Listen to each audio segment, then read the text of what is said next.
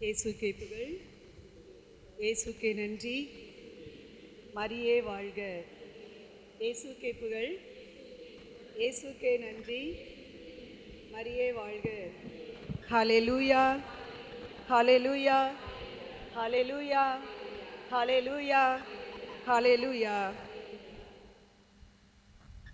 எல்லாம் வல்ல அன்பு தந்தை போற்றி, அவர் மகன் இயேசு கிறிஸ்து போற்றி, தூய ஆவியானவர் போற்றி, மூவரு கடவுள் போற்றி போற்றி.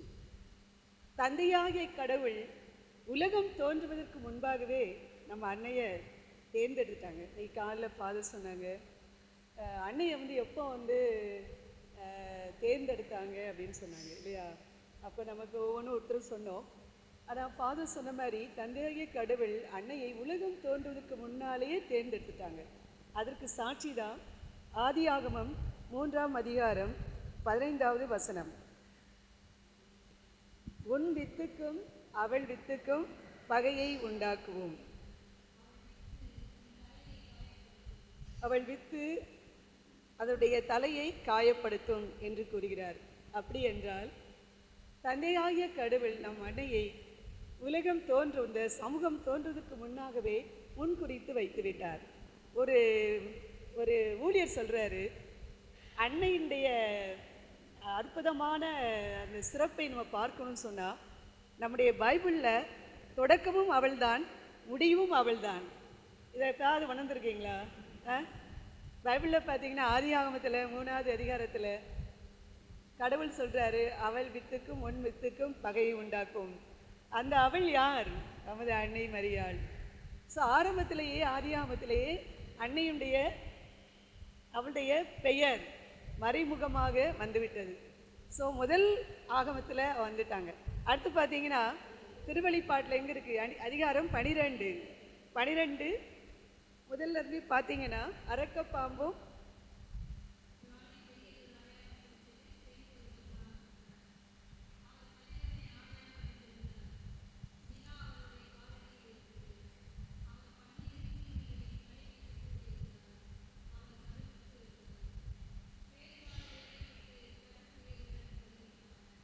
அதோடு பார்த்துட்டிங்கன்னா 6வது வசனத்தில் அப்பெண் பாலை நிலத்துக்கு ஓடிப்போனார்.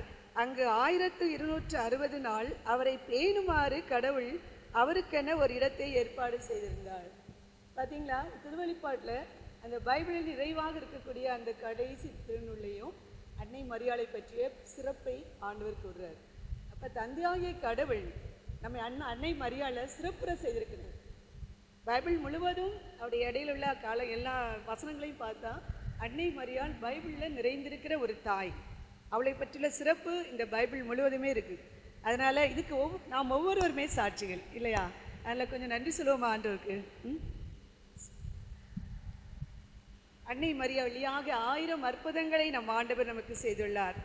ஒவ்வொரு வாழ்க்கையிலும் பார்த்தோம் என்றால் நமது சகோதரி மோட்சம் சொன்னாங்க, அவனுடைய வாழ்க்கையில் நடந்த அற்புதங்கள். ஒவ்வொருடைய வாழ்க்கையிலும் அன்னை மரியாள் வழியாக நம் ஆண்டவர் அற்புதங்களை பல அதிசயங்களை நமக்கு செய்துள்ளார். இயேசுக்கே புகழ், இயேசுக்கே நன்றி. எங்கள் ஒவ்வொரு வாழ்விலும் நீ செய்த எல்லா அற்புதங்களுக்காக, என் தாயினுடைய பரிந்துரை வழியாக எங்கள் குடும்பங்கள் சிறப்புற்ற காரியங்களுக்காக இயேசுக்கே புகழ், இயேசுக்கே நன்றி. மரியே வாழ்க.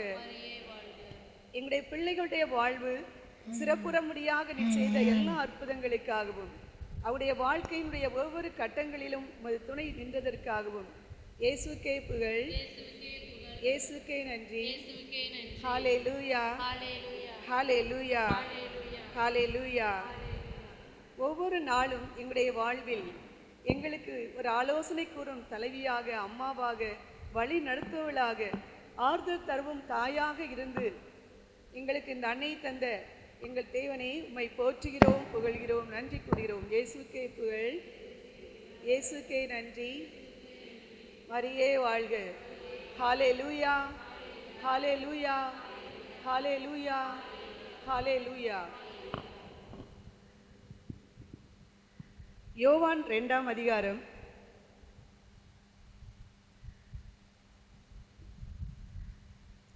காணா ஒரு இந்த இறை வார்த்தையை நாம் வாசிப்போம்.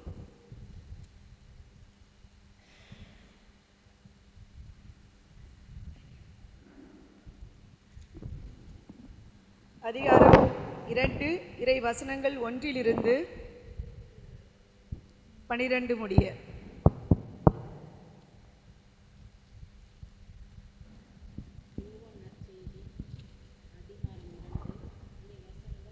இருந்து 12 முடிய.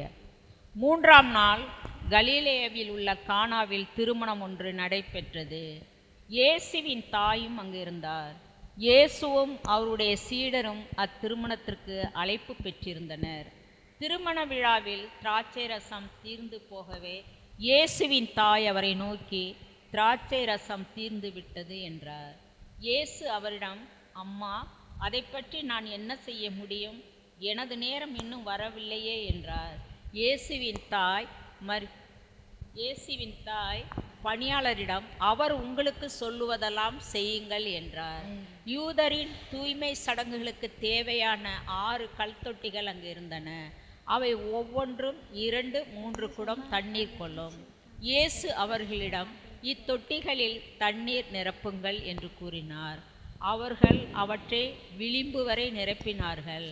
பின்பு அவர், இப்போது மொண்டு மேற்பார்வையாளரிடம் கொண்டு போங்கள் என்று அவர்களிடம் கூறினார். அவர்களும் அவ்வாறே செய்தார்கள். மேற்பார்வையாளர் திராட்சை ரசமாய் மாறியிருந்த தண்ணீரை சுவைத்தார். இந்த ரசம் எங்கிருந்து வந்தது என்று அவருக்கு தெரியவில்லை.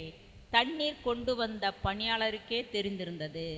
ஆகையால் பந்தி மேற்பார்வையாளர் மணமகனை கூப்பிட்டு, எல்லோரும் நல்ல திராட்சை ரசத்தை முதலில் பரிமாறுவர், யாவரும் விருப்பம் போல் குடித்த பின்பு தான் தரம் குறைந்த ரசத்தை பரிமாறுவர். நீ நல்ல ரசத்தை இதுவரை பரிமாறாமல் ஏன் வைத்திருந்தீர் என்று கேட்டார். இதுவே இயேசு செய்த முதல் அருள் அடையாளம். இது கலிலேயாவில் உள்ள கானாவில் நிகழ்ந்தது. இதன் வழியாக அவர் தம் மாட்சிமையை வெளிப்படுத்தினார். அவருடைய சீடரும் அவரிடம் நம்பிக்கை கொண்டனர். இதன் பிறகு அவரும் அவர் தாய் சகோதரர்களும் அவருடைய சீடரும் கப்பர்நாமு சென்று அங்கு சில நாட்கள் தங்கியிருந்தனர். அன்பு தாயை பற்றியுள்ள அருமையான ஒரு இறை வார்த்தை தான் இது. இன்றைக்கு நான் காலையிலிருந்து பல மணி நேரங்கள் இந்த ஆலயத்தில் அன்னையோடு இருக்க இந்த வாய்ப்பு கிடைத்த போது எனக்கு மாதா அப்படியே ரசிக்க தான் தோணுச்சு, ரொம்ப ரசிக்க தோணுச்சு. ஆனால் இந்த மாதிரி நான் இவ்வளோ ஆழமாக ஒரு உள்ளுணர்வு அம்மாவை பற்றி, மாதா பற்றி நான் ரசிக்கலை. பல ஆண்டுகள் சபையில் இருந்திருக்கு. இந்த முதிர்ந்த வயதை எட்டிய இந்த காலத்தில் நான் இப்போது அவங்களுடைய இந்த இறை வார்த்தையுடைய அருமையை அம்மா வச்சு அவங்கள பார்க்குறப்ப ரசிக்க முடிஞ்சிச்சு. சிஸ்டர் சொன்னாங்க, காலையில் அம்மாவும் சொன்னாங்க, அவங்க என்னைக்கு மங்கள வார்த்தை ஆண்டவர் புனித தூதர் வழியாக கூடிய போது ஆம் என்று சொன்னார்களோ, அதுக்கப்புறம் அவங்களுடைய வாழ்க்கை ஒரு 12 வயசு தான் இருக்கும். ஆனால் ஒவ்வொரு கட்டத்திலும் நம்முடைய வாழ்க்கையை விட மோசமான ஒரு நிலை. 12 வயதில் பல கட்டங்கள் நமக்கு தெரியும். நற்செய்தியில் எல்லாமே கூறப்பட்டிருக்கு. எல்லாவற்றையும் அமைதியாக தியானித்து பொறுமையாக ஏற்று ஆண்டோடைய அந்த குரலை கேட்டு அப்படியே சரணடைந்து அதுக்கு செவிசாய்த்து அதன்படி நடந்தாங்க. அப்படி அந்த நிலைக்கு வந்த பிறகு கடைசியில் மகன் பெரிய ஆள் ஆயிட்டாரு. பெரிய ஆளான பிறகு அவர் பணிக்கு போகலன்னு நினைக்கிறேன். அதான் கடைசியாக அன்னை பையனோட ஒரு திருமண விழாவுக்கு போயிருக்காங்க.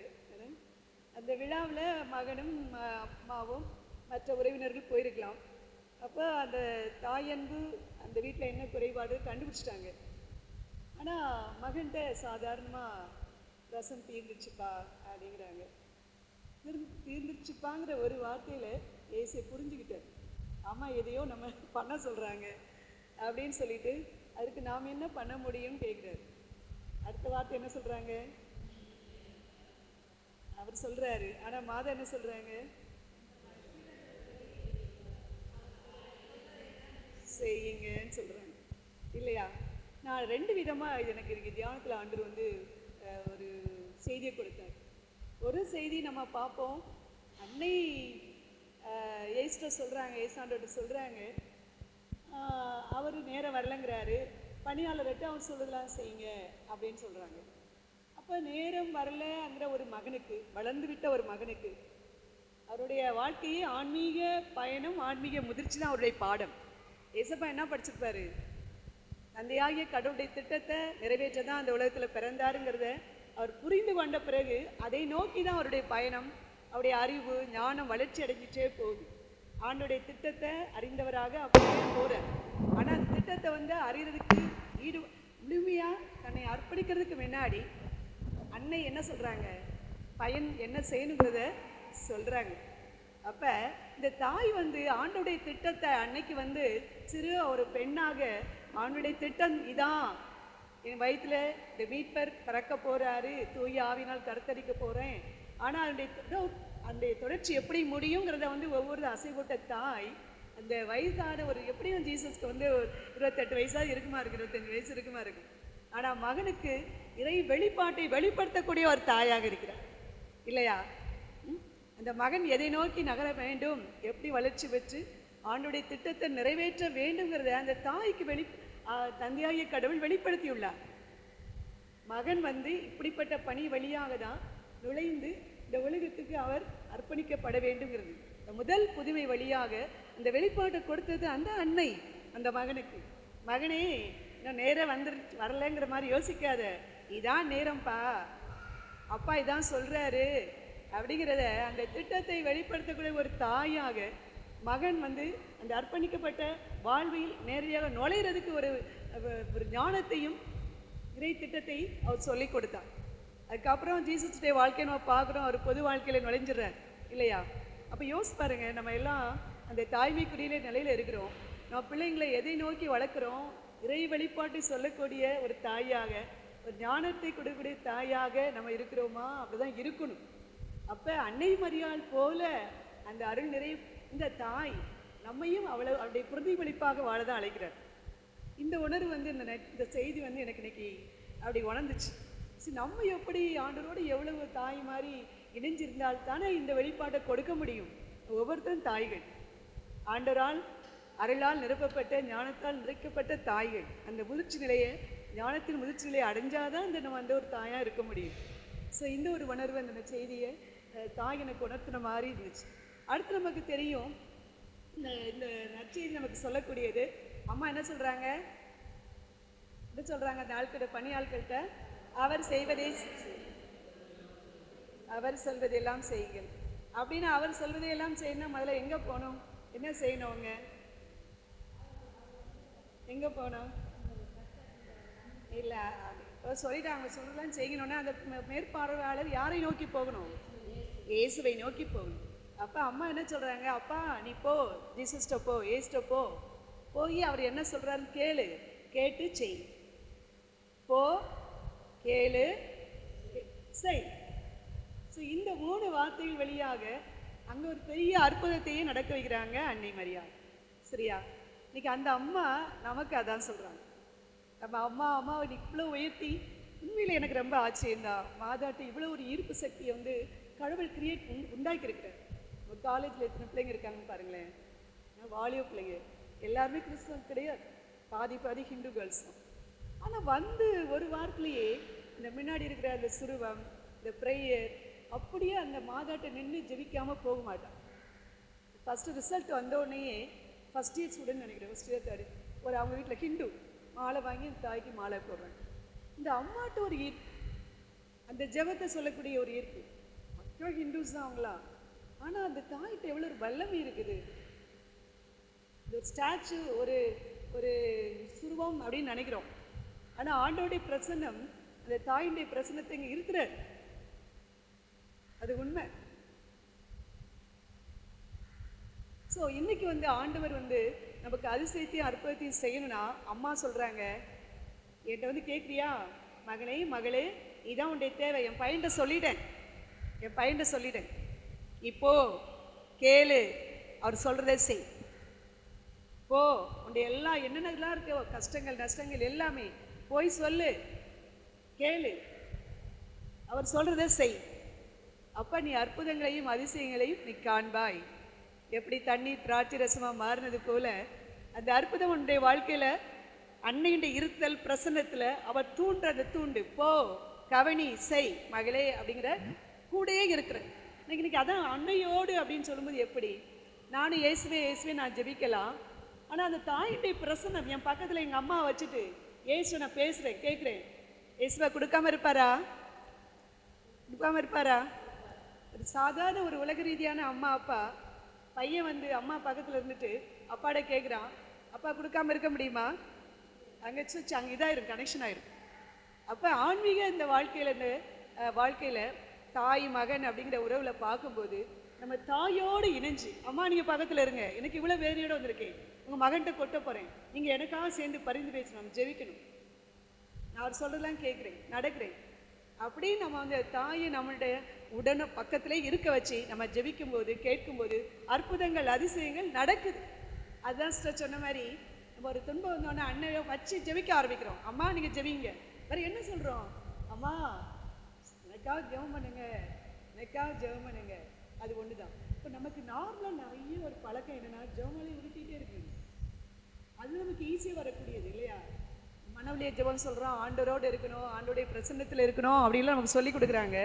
ஆனால் அந்த காலத்தில் நம்ம அம்மா அப்பா தாத்தா பாட்டி அவங்கெல்லாம் பார்த்தீங்கன்னா எப்போ பார்த்தாலும் ஜெபமாலை. அது என் தாய் தான் எனக்கு முன்னுதாரணம். சொல்லுவாங்க 10 பிள்ளைங்களுக்கு ஒவ்வொரு ஜெபமாலை சொல்லியிருப்பாங்க. ஒரு சின்ன பர்ஸ் இருக்கும், அந்த ஒவ்வொரு பிள்ளைக்கும் ஒரு ஜெபமாலை போட்டிருப்பாங்க. அதே மாதிரி தான் நம்ம பார்க்கும்போது சிஸ்டர் சொன்ன மாதிரி எனக்கு நிறைய அனுபவங்கள். எங்கே பண்ணாலும் நம்ம எதை கொடுக்க ஆரம்பிப்போம், பஸ்ஸில் ஏறிட்டா ஜெபமாலை சொல்ல ஆரம்பிப்போம். ஜெபமாலுடைய சக்தியை வந்து உங்களுடைய ஒவ்வொரு வாழ்க்கை அனுபவங்களை பார்த்துருப்பீங்க. என்னைய ஆண்டவர் 2 விபத்துலேருந்து பாதுகாத்துருக்கிறார் ஜெபமாலை சொல்லிக்கிட்டே போகும்போது. ஆக்சிடென்ட்லேருந்தும் தீயவருடைய சதியிலிருந்து காத்திருக்கிறார். சரியா? அப்போ ஏசப்பாக்கிட்ட நம்ம என்ன கேட்கணும் அப்படின்னா, அவர்கிட்ட போகணும், அன்னை சொல்கிற மாதிரி போகணும், கேட்கணும், அவர் சொல்கிறத செய்யணும், நம்ம அம்மா பக்கத்திலே வச்சுட்டு செய்யணும். இந்த ரட்சியை தான் ஆண்டவர் எனக்கு இதை கொடுத்தார். சரியா? அடுத்து பார்த்தீங்கன்னா, இந்த அன்னை வந்து இந்த கடைசி அதிகாரம் திருவெளிப்பாடில் 12ஆம் அதிகாரத்தில் எப்படி காட்டப்படுறாங்க அம்மா? அதுபோல் ஆதியாகமத்தில் எப்படி காட்டப்படுறாங்க? ஒரு தீய சக்தியோடு எதிர்க்கக்கூடிய ஒரு தாயாக. இந்த தீய சக்திக்கு அன்னை மரியாள் ஒரு எதிரியாக மாறிட்டாங்க. புரியுதா? கடைசியில் கூட இருக்கோம், தாயை வந்து ஒன்றும் பண்ண முடியல, ஏன்னா மிக்கேல் தூதர் பாதுகாத்து வீழ்த்திட்டாரு. ஆனால் தாயுடைய பிள்ளைகளை நோக்கி ஆபத்தை கொண்டு வரக்கு அட்டாக் பண்ணுறதுக்கு இந்த சைத்தான் பூமியை நோக்கி வருகிறான்னு போட்டிருக்கு. அப்போ தாயுடைய தரிசனம் இன்னைக்கு உலகத்தில் எல்லா இடங்களையும் நடக்குன்னா, அந்த தாயின் பிள்ளைகளாகி நம்மளை பாதுகாக்க, இந்த சைத்தான்லேருந்து பாதுகாக்க அவன் நம்மளோட இருக்கிறான். இதை வந்து நான் ரொம்ப உணரல. பிசாசை விரட்டணும், தீய சக்தியில் விரட்டணும், நமக்கு வர்ற தீமைகளை விரட்டணும், மாதத்தை பொதுவாக ஜெபிக்கிறோம். ஆனால் பாருங்க, நம்ம அந்தோனியார் செவஸ்தியார் அவங்ககிட்ட தான் என்ன பண்ணுவோம், பேய் ஓட்டுறதுக்கு தீய சக்திகள்லாம் சொல்லுவோம். ஆனால் எனக்கு ஒரு இடம் இந்த யூடியூப்பில் நான் வாசித்தேன், அதாவது மாதாவினுடைய புதுமைகளில் சுவாமிநாதர், உங்களுக்கு நம்ம ஃபாதர் அடிக்கடி சொல்லியிருக்கிறாரு, சுவாமிநாதர் புனிதர் ஒரு இடம் வந்து ஜெபமாலை பற்றி அந்த நாட்களில் போதிக்க போகிறாரு. போதிக்க போகும்போது போதிச்சுருக்கும்போதே ஒருத்தவங்க வந்து ஒரு பேயை ஓட்டணும்னு சொல்கிறாங்க. அப்போ என்ன செய்ய, ஆனால் நிறைய கூட்டம், பயங்கரமான கூட்டம் இருக்குது, அவருக்கு வந்து பிரசங்கம் பண்ணிகிட்டு இருக்கிறாரு, இடையில வந்து அது பேயை ஓட்டுங்கிறாங்க. அப்போ சுவாமிநாதர் என்ன பண்ணுற, வர வழியிலையே சரி இது வழியாகவும் அன்னை மரியாள் இந்த பிசாசு விரட்டுற வழியாக வந்து ஒரு நற்செய்தி கொடுப்பாங்கன்னு சொல்லிட்டு அந்த பிசாசிட்ட பேசிக்கிட்டே இருக்கிறாரு, எங்கே வந்திருக்கு, ஏது வந்திருக்கேன்ட்டு. அந்த பிசாசு தன்னை பற்றி அறிமுகமாக வெளிப்படுத்தவே மாட்டேங்குது. சரியா? வெளிப்படுத்த ரொம்ப டைம் எடுத்து வேஸ்ட் பண்ணுது. இருந்தாலும் அவர் விடலை, அவர் விரட்டி முடிச்சு போயிருந்துருக்கலாம். ஆனால் ஒரு செய்தியை கொண்டு வரணுங்கிறதுக்காக அவர் என்ன பண்ணுறாரு, பல விஷயங்கள் பேசிட்டு கடைசியில் தன்னை வெளிப்படுத்துது, எப்படி வந்தேன்னு வெளிப்படுத்துது. கடைசியில் நீ ஒரு சத்தியத்தை எனக்கு சொல்லணும் அப்படிங்கிறார். அந்த சத்தியம்னா என்னன்னா, நீ யாருக்கு பயப்படுவேன், இந்த உலகத்தில் நீ யாருக்கு பயப்படு, அதிகமாக பயப்படுறது யாருன்னு கேட்குறாரு. இங்கே வாசிங்களான்னு தெரியல இது. ஸோ அப்படி கேட்கும்போது அந்த பிசாசு வந்து சொல்லவே முடியுது. எவ்வளோ நேரம் நிற்கிறாரு, சொல்ல முடியுது. திரும்ப வந்து உட்காந்து முழங்கால் போட்டு அம்மாட்ட பேசுகிறாரு, தாயே நீங்கள் கண்டிப்பாக இந்த வெளிப்படுத்தணும், இந்த மக்கள் வந்து ஜெபமாலுடைய சக்தியை உணரணும், உங்களுடைய நீங்கள் வந்து எங்களுக்காக பரிந்து பேசக்கூடிய தாய், ஆண்டவரால் கொடுக்கப்பட்ட ஒரு அற்புதமான தாய்ங்கிற மக்கள் வந்து அதிகமாக நம்பி ஜெபமாலை பக்தி வரணும், மக்கள் விசுவாசத்தில் வளர்றதுக்கு நீங்கள் இந்த பிசாசை சொல்ல வைக்கணுமா அப்படிங்கிறாங்க. அப்படி ஜெபிக்கிறார். அப்புறம் ரொம்ப நேரம் கழித்து கத்துன்னு கத்தி மாதா வந்து நிற்கிற மாதிரியும் அது அலருது, மாதா பெருசு. கடைசியில் வெளிப்படுது, மாதா தான் அந்த பேயை விரட்டுறாங்க. மாதாவுடைய பேரை கேட்டாலும் மாதாவை அந்த பிரசன்னர் பார்த்து அதால் தாங்கிக்கிட்டே முடியல. அப்படியே கதறிட்டு இந்த தாயே என்னை விட்டுருன்னு சொல்லிட்டு என்ன ஓடி போய். அப்போ பாருங்க, இந்த வாசப்பறை எனக்கு தோணுச்சு, அம்மா வந்து அதோட ஆதி ஆமத்துலேயும் இருக்குது, பின்னாடி இருக்குது. அப்போ ஏசப்பா இந்த உலகத்துக்கு மீட்பை கொண்டு வர இந்த தாயை வந்து தந்தையாகிய கடவுள் கொண்டு வந்தார். அந்த மீட்பின் மீட்பராக தான் நம்ம தாய் இருந்திருக்கிறான். அதனுடைய வல்லமை எப்படி பார்க்குறோம்? சிலுவையில் அடியில் நின்ற தாய், சைலன்ஸ் விட்னஸ் அப்படிங்கிறாங்க, அமைதியான சாட்சியம்.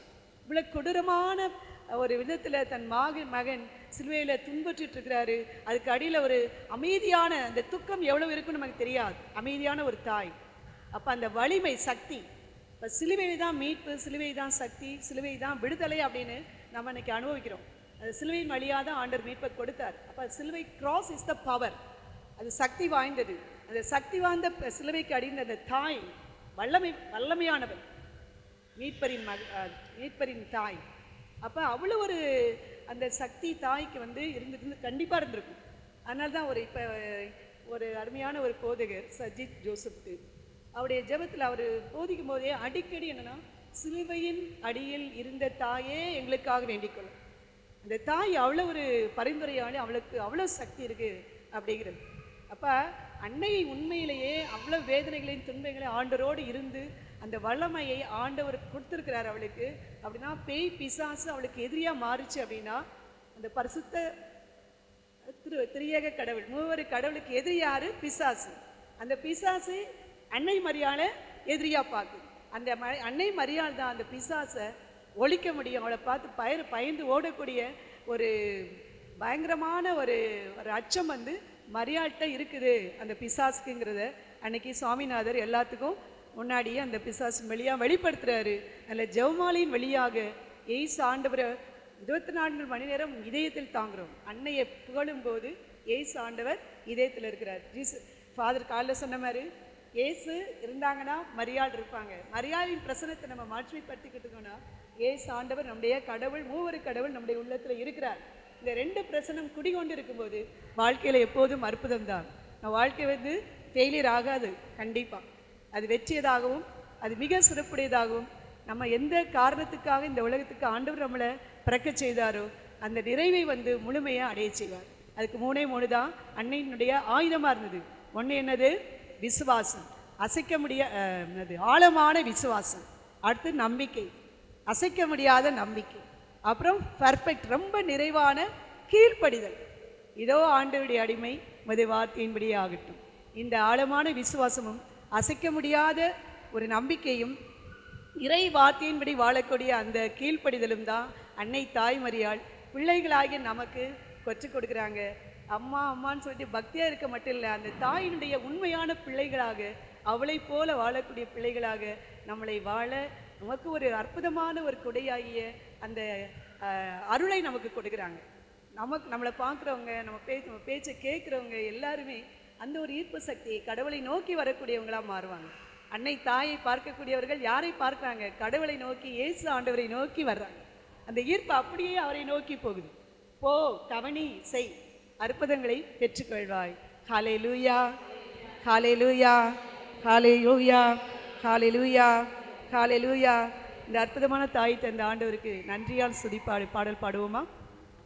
நன்றியால் துதிப்பாடு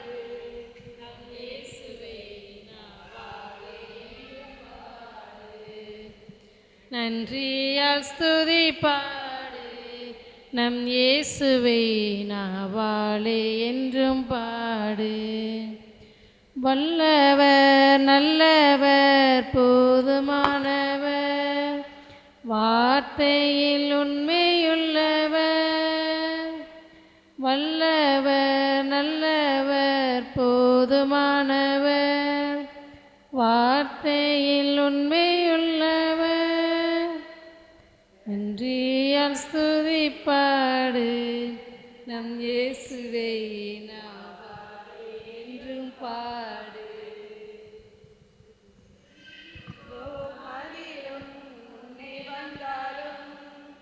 இயேசு உந்தன் முன்னே செல்கிறார்,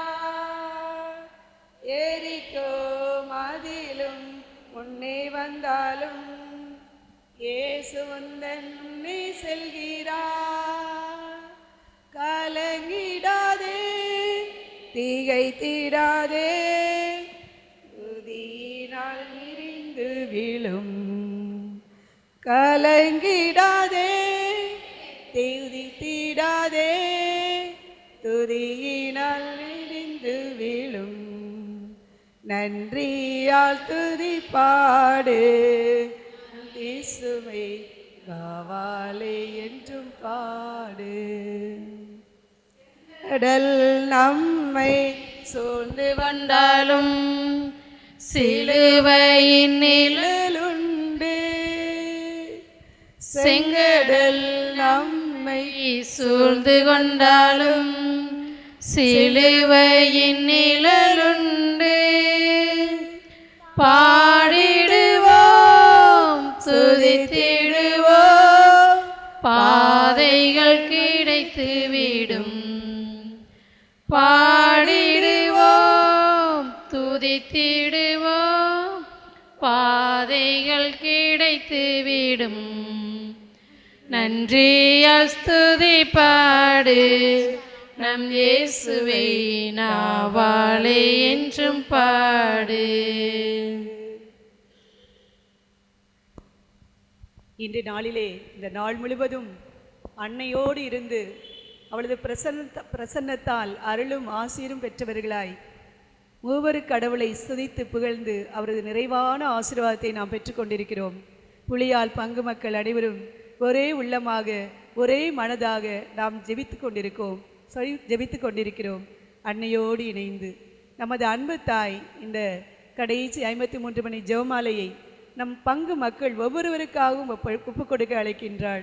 நம்முடைய பங்கு பணியாளர்கள், சகோதரிகள், பங்கில் உள்ள ஒவ்வொரு பிள்ளைகளும், ஒவ்வொரு குடும்பங்களும், ஒவ்வொரு குழந்தைகளும் அவளது ஆசீர் பெற்ற ஆசியாக இந்த புலியால் கிராமத்திலே ஜொலிக்க, இந்த மண்ணுலக வாழ்வை நாம் தந்தை கூறுவது போல அலங்கரிக்கக்கூடிய அற்புதமான பிள்ளைகளாக அன்னை தாய்மரியின் அற்புதங்களுக்கும் அதிசயங்களுக்கும் ஆண்டவராகிய இயேசு கிறிஸ்துவின் மூவரு கடவுளின் அளவற்ற அற்புதங்களுக்கும் சாட்சியாக நாம் இருக்கும்படியாக இந்த 53 மணியை நாம் ஒப்பு கொடுத்து அன்னைக்கும் நன்றி, அன்னையின் வழியாக மூவரு கடவுளுக்கு நன்றி கூறுவோம்.